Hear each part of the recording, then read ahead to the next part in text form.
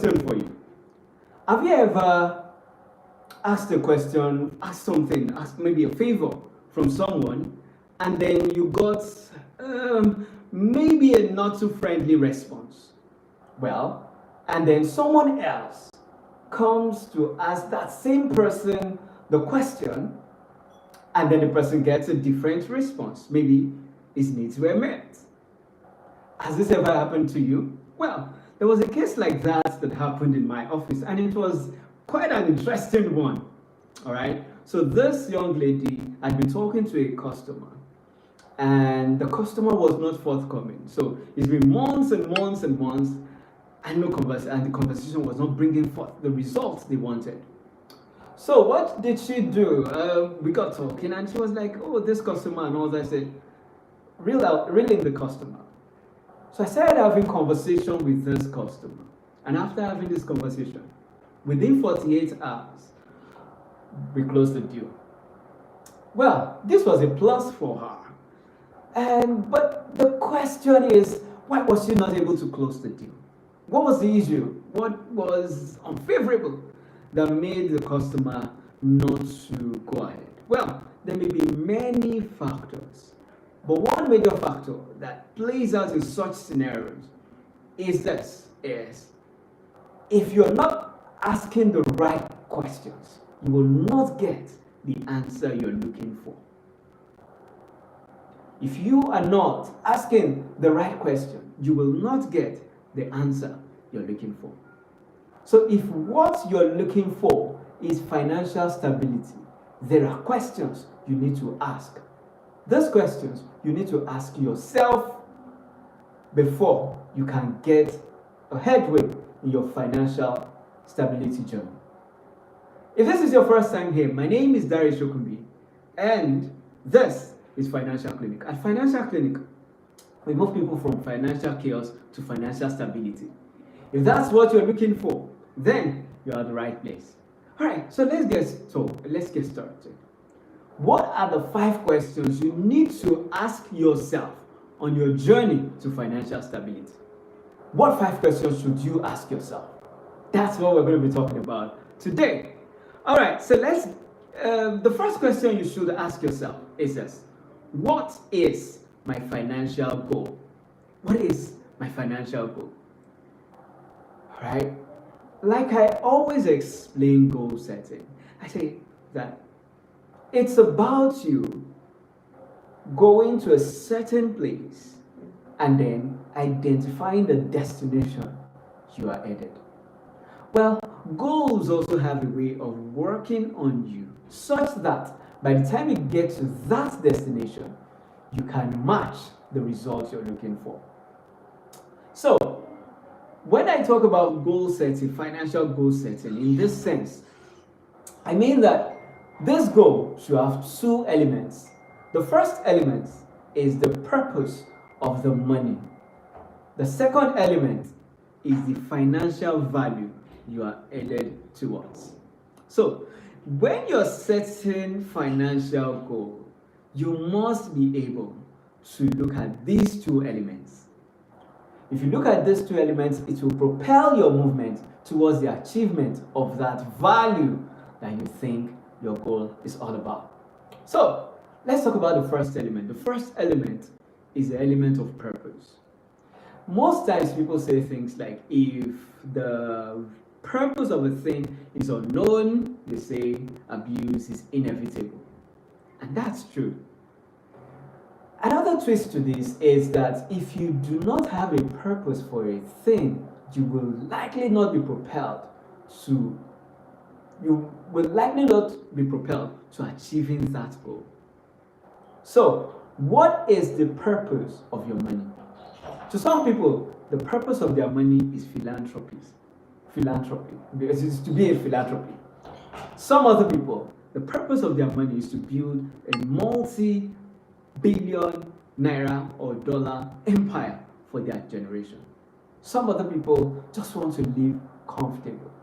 So, what's the purpose of your money? That's the first question, right? So, the second element is the value you're talking about. So, when it comes to value, This is a question of how much do you think will propel you to this purpose? If you say you want to build a multi-billion-dollar empire, then that means the financial value you're looking at is multi-billion dollars. So you can then begin to assign the numbers to the value. All right. So let's say you say, okay, I want to be a philanthropist. That's all. That's your purpose. That's the purpose of your money. Then what should you do? Maybe a couple of hundreds of millions will be okay for you. The first question is, what is the end? What is the goal? Where am I headed? And you must be able to balance these two. You must be able to answer this question on both sides of this coin. All right? Okay, so if you have done this, you have decided what the purpose, or you have discerned what the purpose is, the purpose of this money, the next is that you now know the value you're headed towards. You can then begin to break down your goals into short-term, medium-term, and long-term goals. Short-term goals are goals that you hope to realize within 1 to 2 years. Medium-term goals are goals you hope to realize within 3 to 5 years. And long-term goals are between 7 to 10 years. But this is it. Never ever lose sight of the overall goal. The overall goal is fundamental to all those steps, to those baby steps, which are the short-term goals, the medium-term goals, and the long-term goals. These are very pertinent parts of this goal. So, you could then decide that, okay, within the next 1 to 2 years, that's my short-term goal, I want to have an emergency saving. Beautiful.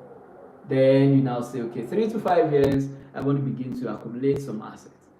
7 to 10 years, I want to be able to do this. Now, that does not mean that from year 1 to 2, you are only concentrated on emergency savings. It also means that gradually you're putting in some funds that can build up to your medium and your long-term goal. So, that's the first question. It's a question of what is your goal. The second question you should ask yourself is, where is my money going? Where is my money going? Most people do not know where their money is going because they don't track it. So they feel the reason I have nothing to save, I have nothing to invest is because my income is so little. And even when they have a raise, the income is still so little. And the raise is still so little because they have nothing to save. And like we always say, in every income you make, there is a seed for your financial prosperity. So if you are not getting anything to save, it might be because you don't know where your money is going. And what do you need to do? It's simple.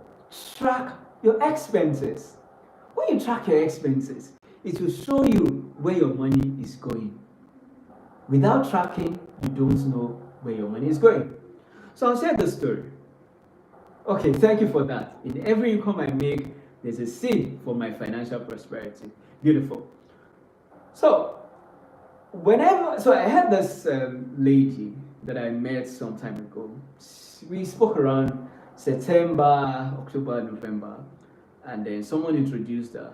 She was like, she feels she's earning quite well, but she has no investment or savings. She's barely able to bring out any savings. And when we began to talk, I found out that our monthly income can even pay 1 year of our rent. So we began to drill down and we started by tracking. So we tracked, okay, where is this money going? So I told her to do this for the first month, the second month.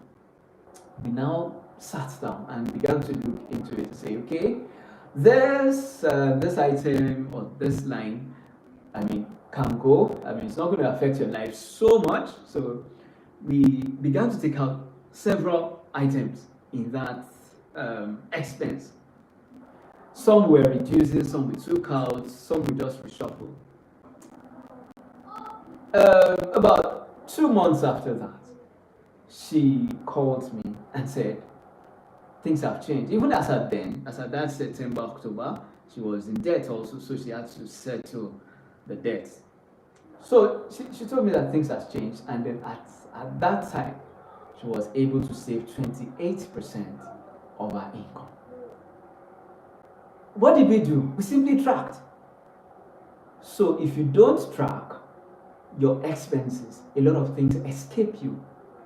Could it be that the reason you feel that salary is too small is because you don't even know where it is going? Some people say, it's too small, that's why I don't track.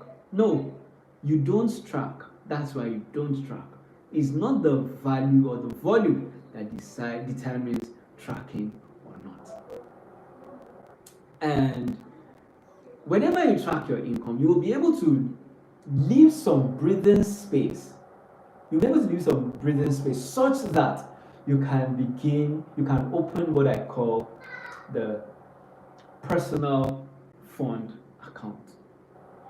Okay, so I call it the personal fund account. So what is this personal fund account meant to do for you? Well, it is that account that will help you to invest for your future. Okay, I have heard many people say, oh, after I earn in a month, one of the things I do is I pay myself. And the question is, how do you pay yourself? Then you begin to hear things like, okay, I just go to a bar or I go to a restaurant and spend part of that money. That's how I pay myself. You're wrong. Your personal fund account is your pay yourself first account. Your personal fund account, is your pay yourself first account. You need to have that. Why? Because it is from that personal fund that you begin to fund those dreams. This is the account that will be able to give you comfort, sort your dreams, and make your purpose come true. It will give you the comfort you need. It will sort your dreams and make your purpose come true. So, the personal fund account, I said, it will give you comfort. So imagine, like some of the things we are doing with people in the inner circle is, all right, so how can this fund give you comfort such that it begins to pay your bills? That's the idea. All right, that's what your personal fund or your pay yourself first account does. Gives you comfort so that you're not necessarily working because you want to pay your bills. Well, ants do that better than people. All right, so another thing it does is that it funds your dream. That big dream you have had.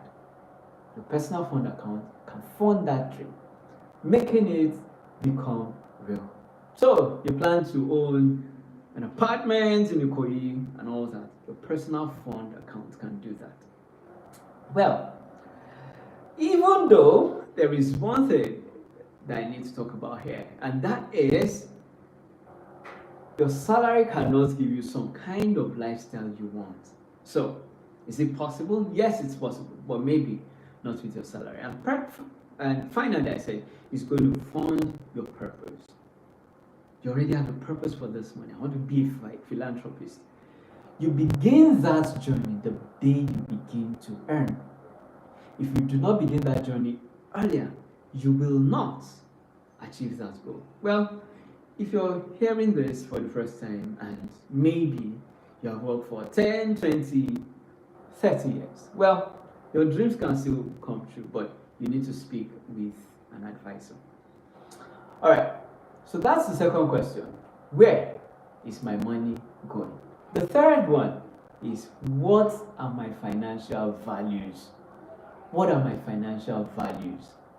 Okay, I know you have heard about values. Maybe you don't understand what it is. Values is about the things that are your priorities. What are the priorities when it comes to your money? Okay, what are priorities? What are the most important thing to me? people have different priorities when it comes to their money. Some have spending priorities, so their financial value is spending. Well, that's a wrong and negative value. Some others have other other values like investing, like saving. Some people are avid savers, some people are avid investors, some people even bump into everything that comes with the name investment and without being able to do the proper research. So, this is it. You need to set your financial values aright. How do you know your financial values? Number one, what is the first thing you do when you earn your income? Once you make that income, what's the first thing you do? That shows you where your heart is. And that is what the Bible says. That is where your treasure is. And so that's where your money goes. The first thing your money goes into shows your value, your financial value. Alright? The second thing that will help you know where your values, your financial value is if you have loose cash or you have someone suddenly stumbled on money. Maybe a friend gave you something, some money for your birthday or something. And then where does that extra money go into? Anywhere that extra money goes into shows what your financial priorities and values are. Okay? Some people, whenever they receive the first money, in fact, before getting their salary, they had already promised 10 friends how they are going to help them with their finances. So once the income comes, it goes into the problems of their friends. Well, that's your priority. Yeah. What your money goes into shows your financial value. Awesome. So, your values are your priorities. Where your money first goes to is your financial value. So you can look at this. Maybe you want to look at your bank statement, and then maybe when your money comes in, the first thing you do is to go to the bank. Then that means that your financial priorities here, your financial priority is your tummy, or having a great time with your friends. Right? So you need to know what your financial values are, and then set them aright. So, what values should you leave out when it comes to finances? First, one of the values that I cherish that you want to include is putting God first.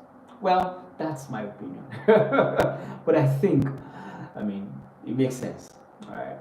Another value that you could have is the value of learning.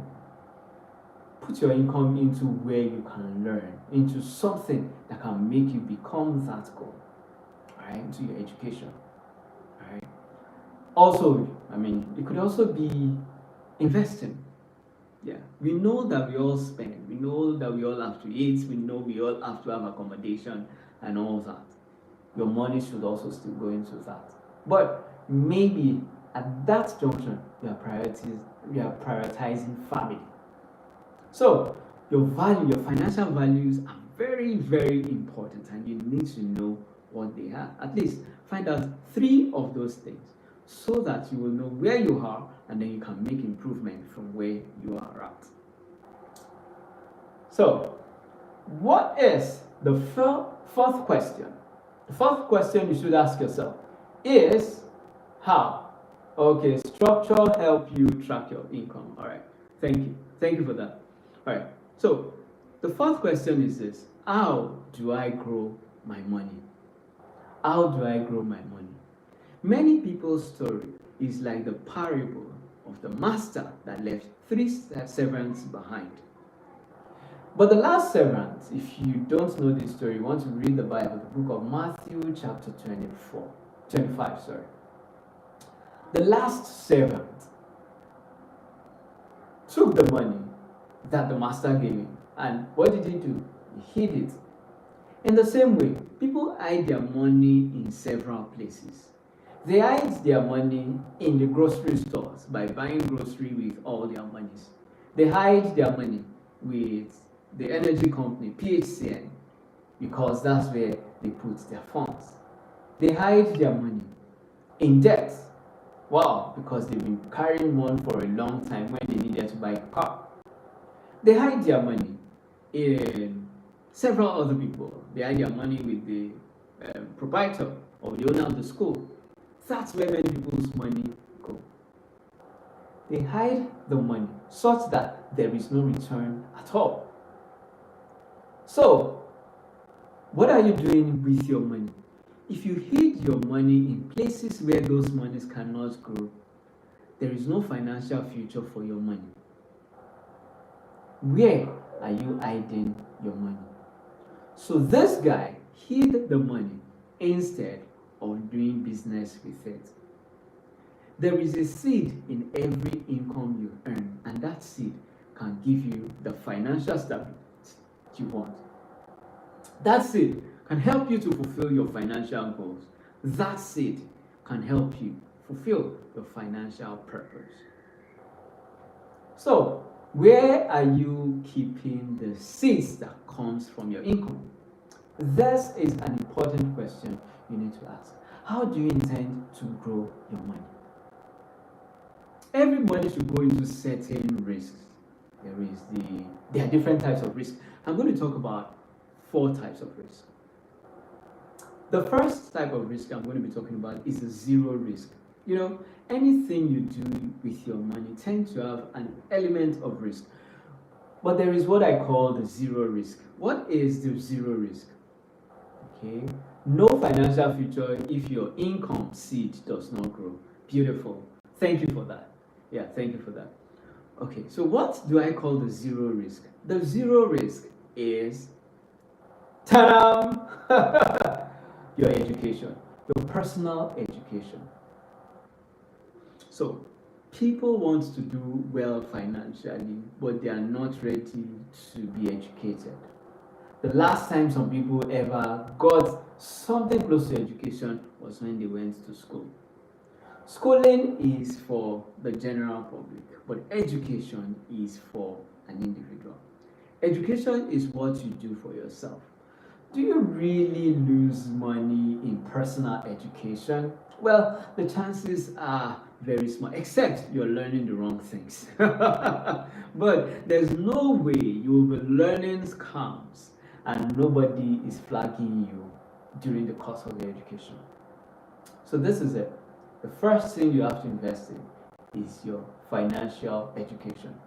There are many books out there that can help you to know much more about your finances. So that's what I call the zero risk. So if you say, oh, I don't like risk, I don't want to take risk, and all that and all that and all that, the first thing you need to do, since you don't like risk, get the books. And guess what? Most people don't even want to hear books. But if you want if you want to experience financial stability, you need to get the books. Right? There are different versions that will help you these days. There's audiobook, there are animated books, there's also the e-copy, and there's the hard copy. Anybody that is not reading now does not want to read, because the world has changed and everyone can choose. If you're an auditory learner, you can always listen. Okay? If you even learn with your hands, there are games that can teach you that. However, games is not sufficient to teach you so far. You need to compensate that with a form of reading. All right, so the second is low risk. The low risk investment. Yeah, I don't like taking risks. This is one in which you can use in growing your money. All right, over time, if you have good returns, you can see your money double every 7 years with a low risk investment. You heard me right. That is very possible with low risk investments. If you use what we call the principle of compounding. Well, if you don't know much about that, maybe you want to research about that. The second risk, the third risk you should take, you may want to take, is the medium risk investment or medium risk assets. So you can invest in medium risk assets. There are many of them out there. Low risk will give you very, very low returns, but they are safe. Medium risk will give you fair returns, and they're pretty safe. So you have things like your mutual fund, your ETFs, they could do justice for you in that aspect. Then finally, you have the high risk. One thing I think everyone should do is to at least have a form of high risk investment in your portfolio. Why? Because high risk investments can spiral your journey to financial stability. However, high risk investments can also be your biggest undoing, so you don't want to risk so much into it. So I've talked about 4 types of risk you can take. The zero risk, which is based on education; low risk, that's what gives you low return; and then less risky, like government bonds. Anything tied to the government can actually help you with that. So some real estate can also do that. Then I talked about the medium risk. In the medium risk, they give you fairly good returns. We have the ETFs, we have the commercial papers that can give that to you. Then we have the high risk. High risk gives you high reward. You have things like cryptocurrency, Bitcoin, stocks. Growth stocks can also fall into this category. But before I go to the last question you ask yourself, let me talk about one risk that many people don't talk about, and that is the personal risk asset. Right? The personal risk asset, okay, is that risk you take when you're in business. Why did I separate this from all the other risks? All right, thank you, Texo Concept. Why do I separate this from every other risk asset? I separated this because the power to determine the risk of this asset is in your hands. All right, so let's talk about it. What is this personal risk asset? Personal risk assets are assets in which you can determine the risk that comes with that asset. I'll give you an example. For instance, you started a business. A business has its own risk. It's a personal risk asset. You could decide to start a business that will have a low risk, such that it gives you low return. You could also decide to start a business that will have high risk and, of course, give you high returns. However, whatever you do in this personal risk asset is dependent on your education. If you're on a job, you also have the personal risk. You're also exposed to the personal risk. For instance, if I decide to take a civil service job, it's a low risk job, but of course, low returns. Well, some people say it gives them time to do some other thing. Well, that might be questioned because your loyalty is supposed to be to your employer. You also have, those that work in corporate firms. There are some industries that have high staff attrition. If you're there, you are actually operating a personal risk that has high risk. So this is one aspect in which you can juggle the ball and then decide what you want. So some people, while leaving the higher institution, already said, I don't want anything to cause me panic, so I'm going to go for a civil service job. Some others say, bring on the challenges, I'm willing to take them. And then you find them in several other industries. Well, this is totally in your hands. So let's go to the final question of the day. This is one question in which I will not provide the answers for you, but you will provide that answer for yourself. All right. So, what's this question? The question is this: how do you feel about your finances? How do you feel? And what can you do about it? While I may not be able to answer the question of how you feel about your finances, you could feel excited, you could feel sad, you could feel burdened, you could feel challenged whenever you think about your financial journey. But it does not end there. It's not only about how you feel. You should acknowledge your feelings. Don't get to that place in which you try to shake off your feelings because you don't want to feel bad. If you feel bad about your finances, it's okay. It's not just about how you feel now. It's about what you are going to do with that feeling. So the next question under that is, what are you willing to do about it? If you're willing to do something about it, let me tell you, you can join the free coaching session that we have. So the coaching session is going to run through the month of May.